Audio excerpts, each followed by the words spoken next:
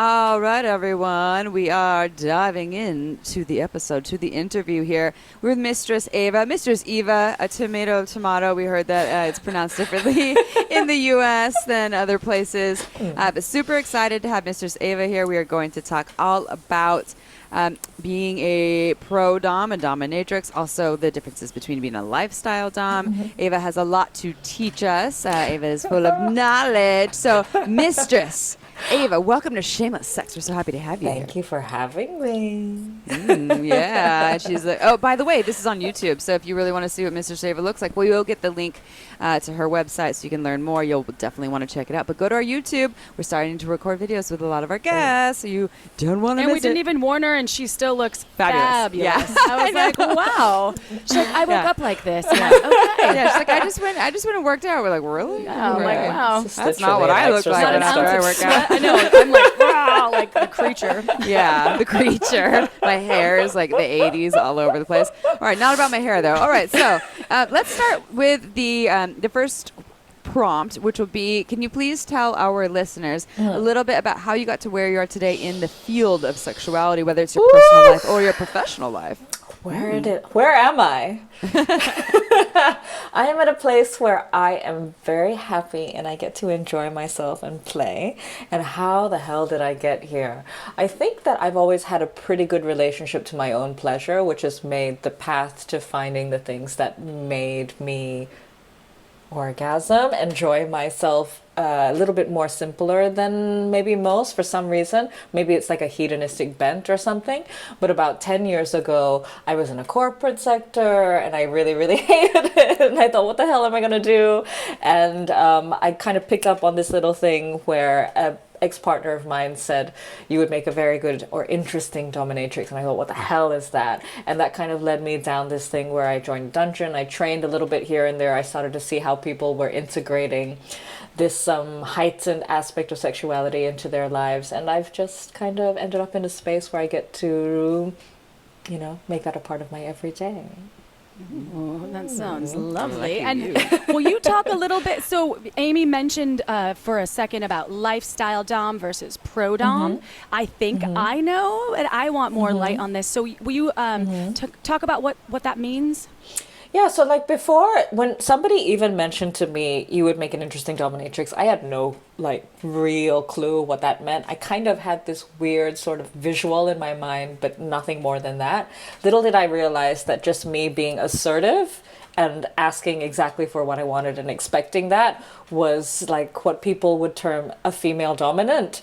Unfortunately, it would be nice if that had a space without a term, but where we are at, that has a term. And so that is kind of maybe the more lifestyle aspect of it. So I came into it just having that dynamic within the relationships that I was having. And then when it came to actually seeing what this term dominatrix was, I went to a dungeon and they gave me a format where you would see people for an hour here or there, and you would kind of ask about their preferences, their fetishes, and weave it into a little bit of a few hours into fulfilling those specific things. So how it can maybe differentiate is when you're doing it within a defined period of time with somebody that you don't necessarily know versus a relationship where there's this exchange that has a power dynamic that is inherent to it, maybe is kind of the difference. Does that align? Yeah, totally. Yeah, I think that's really, really helpful. And so would you identify as both then in your personal life and in your professional life, or one or the other?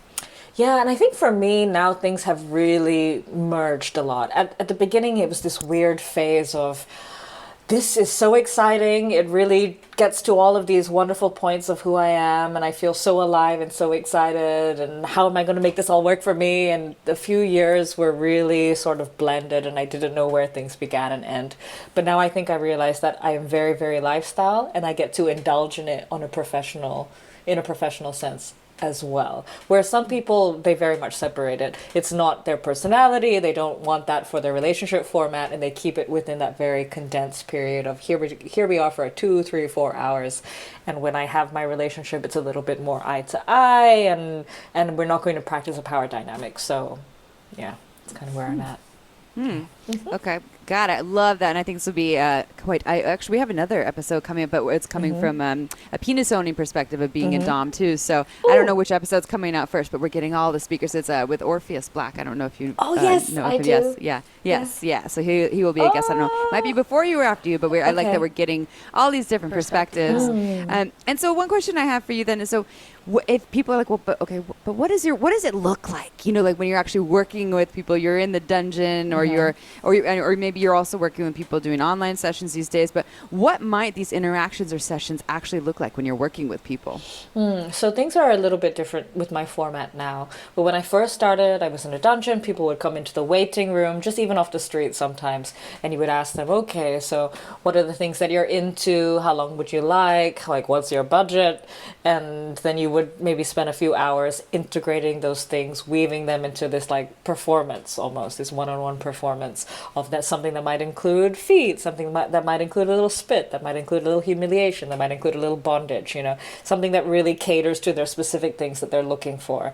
Nowadays, my format is different. People have a very long application process before I even meet them, and then it's how I get along with them, and then I spend an afternoon, days, weeks with them. It's quite a different format now. But I think the more traditional thing that a professional dominatrix does is they hear somebody's kinks and they fulfill them within a period of time if it's going to work for both parties for a price. Of course. So the longer sessions that you're having with people, you're really getting to know them then. Oh yeah. It's like very personal. Very, very. And because it is such an elongated period of time, because it's such like a heavy applications process, they end up being my relationships. So actually for me, things are a little bit more blurred, and I only have a very, very small pool of people, and we're in it for the long run. You're building your client base. You're like, I have my clients that I see. So let's talk about, so within the sessions, there's obviously physical punishment and there's psychological punishment. So why might someone be into one or the other or both, and how does it serve them? So I guess there's probably many ways, but I'm going to choose two ways where it comes to the word punishment. I think that it can be just about somebody who wants to experience pain, and then it also can be somebody who wants to really feel like they're being punished for something. And it could kind of meet in a certain way, but I think the intention can be quite different. So sometimes it can be simply, you are a pain fetishist and we're going to play with that. And then it can also be, I need to correct a behavior, so I'm going to do something along maybe a pain route, maybe another route. But it'll be about making sure that you understand that this needs to be a behavior modification, and so we're going to use this time for that.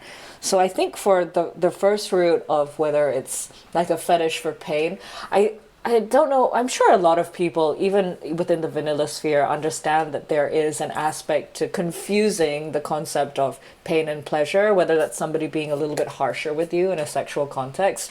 I think they're quite closely related, and I think that maybe for people who fetishize pain, they have a more nuanced version of that, and so they start to use implements to make that happen.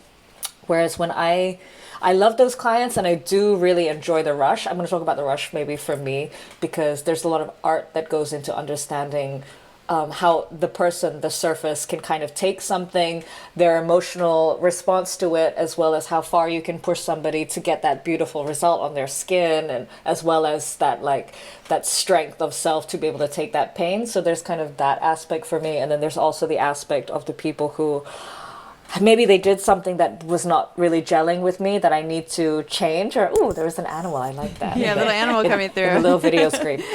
But do they need a punishment for that?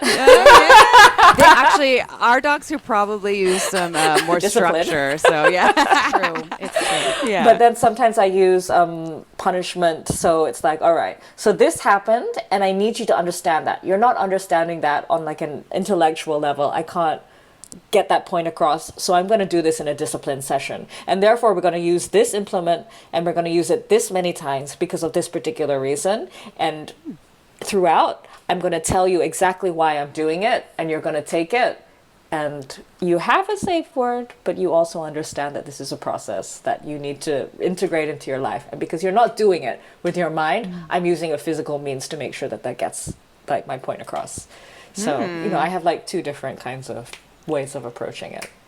Yeah. You're like a teacher, a healer, Therapist. Yeah, sexual Disciplinary. guru. Yeah, a dog trainer. Oh. Because when you were saying that, so you're saying this is. So are you looking at their life too outside? They're coming and talking about their life outside of the session too, and you're essentially teaching them and having this corrective experience so that applies in the session, but also to the outside world. Like say it applies to their career, how they could be better in their career, how they could be more dominant or stronger or stand up for themselves. In the sexual sessions that you're having with them, is it also a healing and corrective experience in that way sometimes, where it's like this is now take this out into the everyday world? I would say that I don't go into it necessarily thinking that it needs to be a healing experience or that it needs to be corrective straight up. But I think that for them to, it's pretty selfish for me actually, for them to be somebody that I can be around for a long period of time or that I want to interact with, that I believe that I could interact with, I need them to change a lot of the times. And therefore, I guess corrections are made. And probably because of the price point that I ask for now, it's very revealing because most of the time the people who can pay for my price point are white men. And so that has shown me a lot of interesting things. And whenever there's an initial period of time, there needs to actually be quite a lot of correction that happens with these particular demographic. And so there has to be this thing where I make them understand that my experience as a woman is very different. So do not think that you have understand that my experience is actually got a lot more suffering inherent to it, and sympathize with my experience, one. And then understand that you're in a privileged position and that the people who work for you around the world that you're going to visit and you have the skewed perspective is bullshit because you don't actually understand what they're really feeling too. And it's just so things on and on. But it's to make them more palatable for me, really. Otherwise I would be disgusted. Yeah. So in one way it's selfish, another way it does definitely have a ripple effect, but I didn't think of that when I first started. It was just more, I don't like who you are. Do you want to be around me? This is what needs to change. Yeah. And now you can be around me. And then as it generally work, all of a sudden you're like, it's working. Yeah. Now I really enjoy being here. Obviously, because again. you continue to work with them. Yeah. So it sounds like as we were talking about, you're the jack of all, or the goddess of all trades. Maybe that would be the better way to put it. I called you a boss queen in the beginning because I was like, what do you prefer? And you're like, I can do that. So what do you love about your job? Because it sounds like there's so much power in it. And I would just love to hear from your perspective what you love. I guess the things that I just mentioned, I didn't expect it to have that much of an impact, but it's definitely quite special to realize that it can have that impact for individuals, their families, their corporations, of course. And then on an extra selfish level, it's about, I just get to have fun, I get to really enjoy myself. I get to laugh in ways that I couldn't laugh before. So the first session that I ever did was on my first day in the dungeon. And this Irish guy came in and I was like, I cannot session. I literally just walked through the door today. I can't session with you alone. He's like, it's okay. I'll tell you what I can handle and what I want.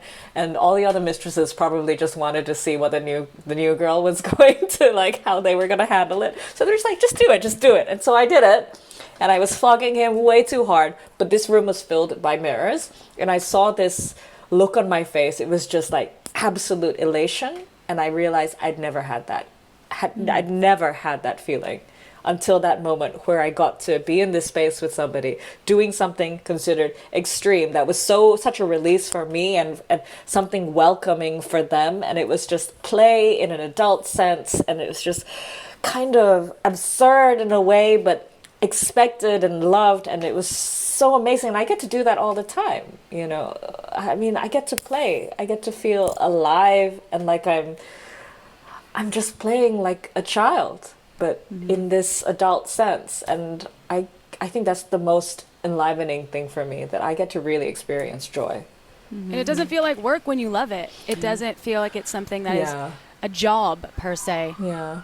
I think I'm also a little bit distorted because I generally work very, very hard and I'm totally okay with that. And so there are a lot of things about the job that it takes a lot of very nuanced emotional understanding of my own boundaries, of other people, how to read that. It's very difficult in a lot of ways, but I'm okay with that. And I guess it's always like, what is the percentage payoff, right? How much joy versus how much hardship. But I kind of enjoy the hardship also. So, It seems like a lot of people that I've spoken to that work in this field or any field in the sex work field as well.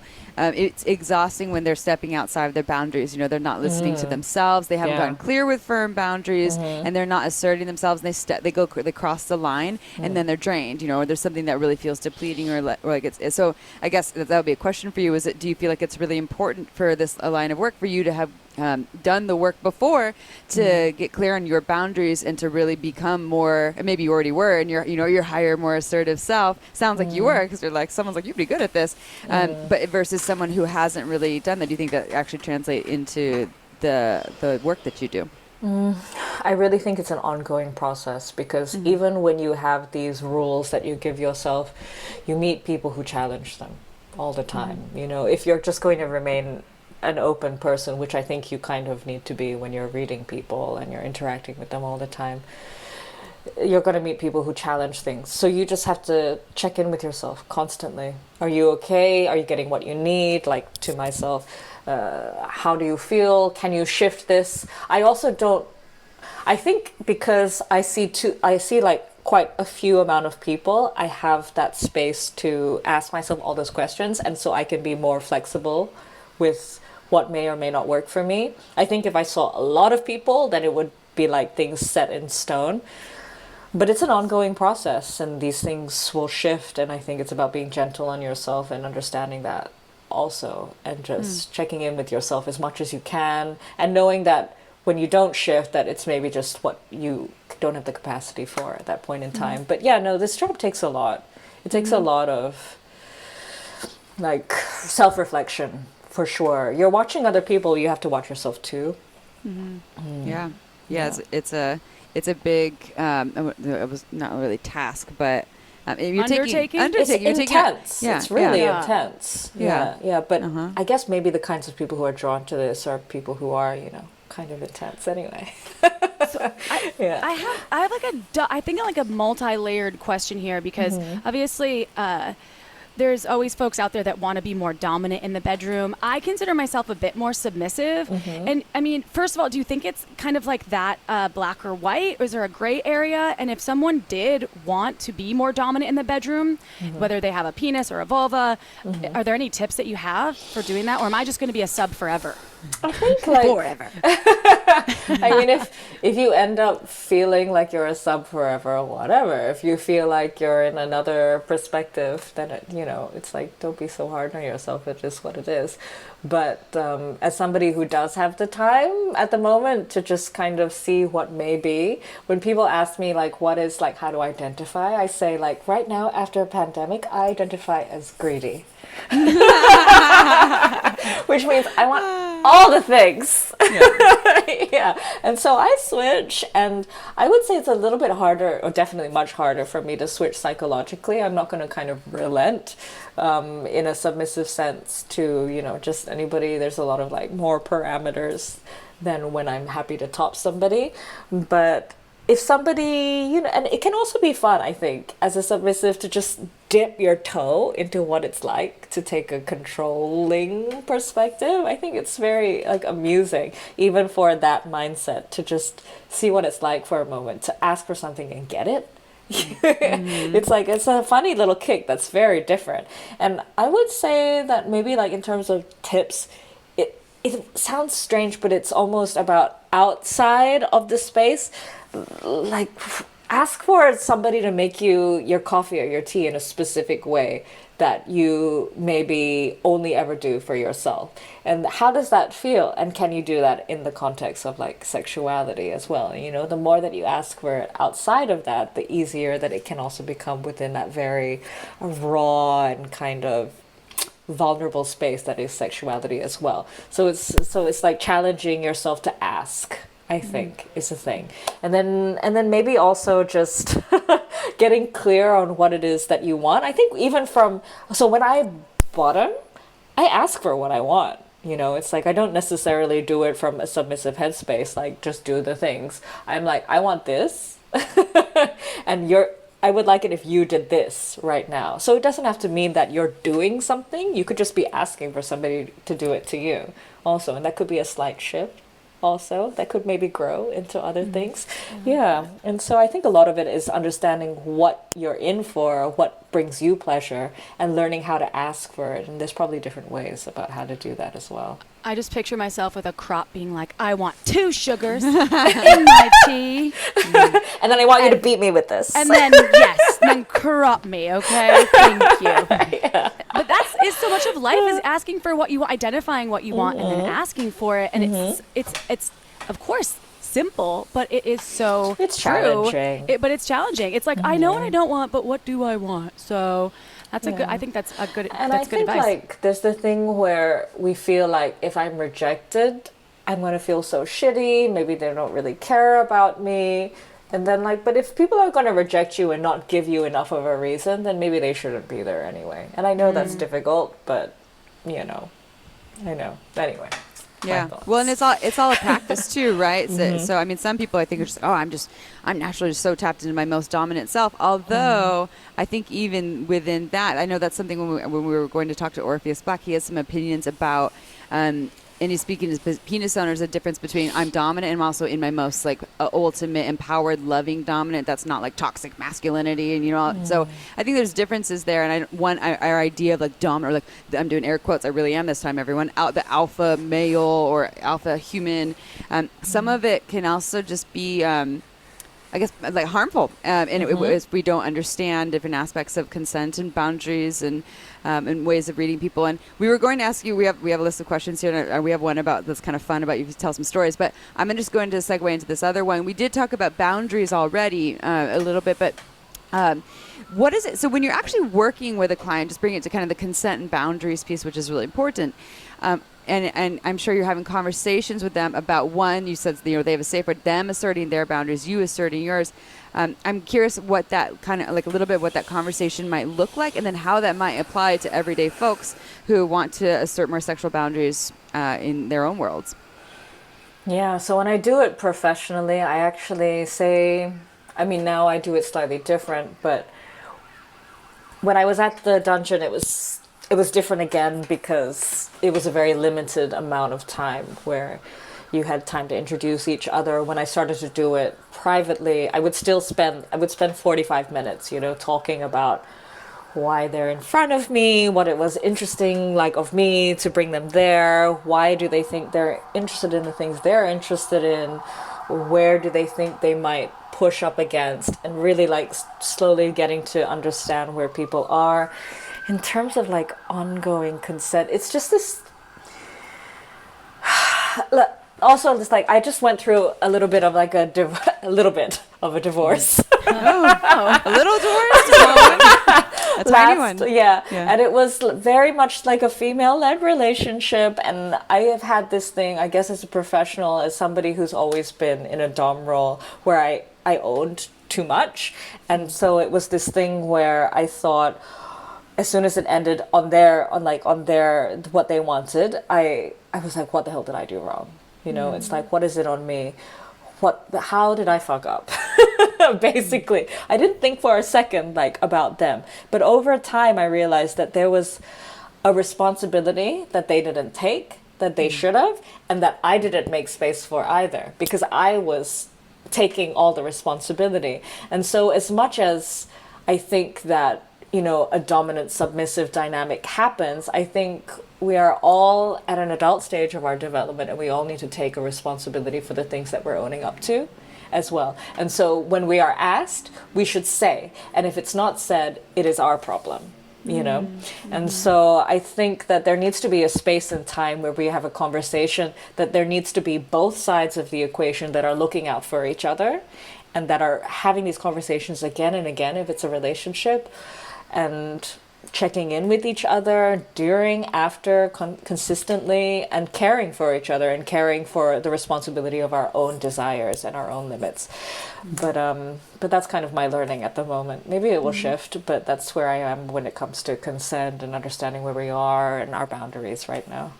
I feel like that's my learning all the time, not necessarily with consent and boundaries, but just taking care of myself in relationship with all humans, and how this, my own accountability and their accountability, all those pieces. So yeah, I'm but with you there. As a dominant, it's been an interesting learning for me, because I really thought that I was the one that was responsible for us, but it's ridiculous, because actually the sub also has agency and they need to also step up.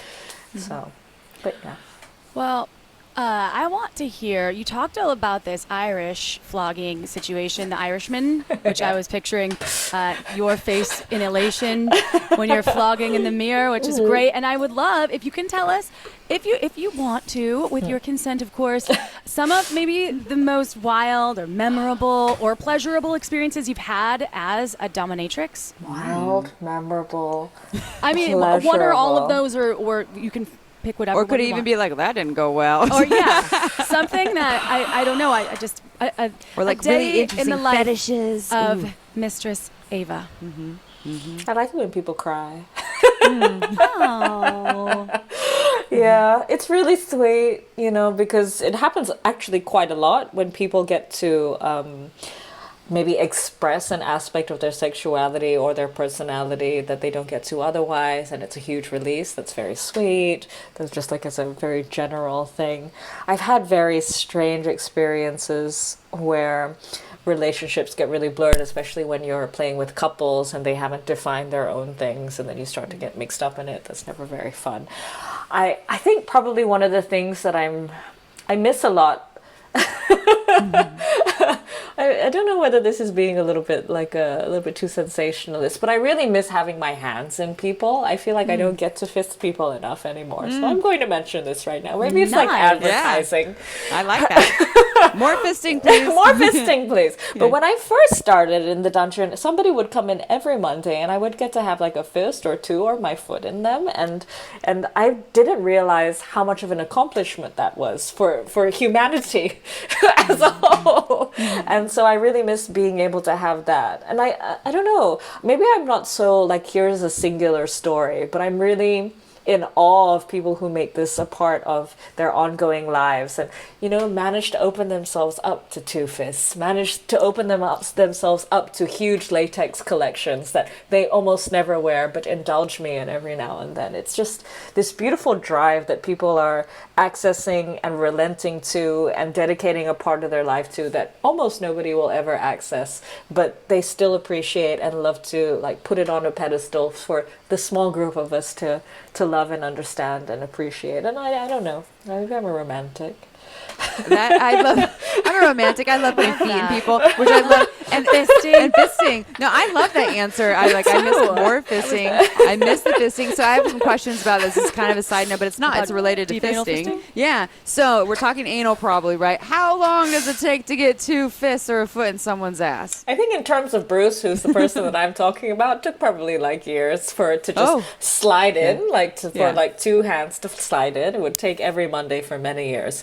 But if we're just talking about like a new person, it's going to take a while. It depends how much they've put in themselves before, because it's really, it's a psychological and physical game. Yeah. I think a lot can happen in when you have a psychological space to just relax into it, actually a lot more than even maybe the physical. But, it's like 1 finger, 2 fingers, 3 fingers, 5 fingers. I have very small hands.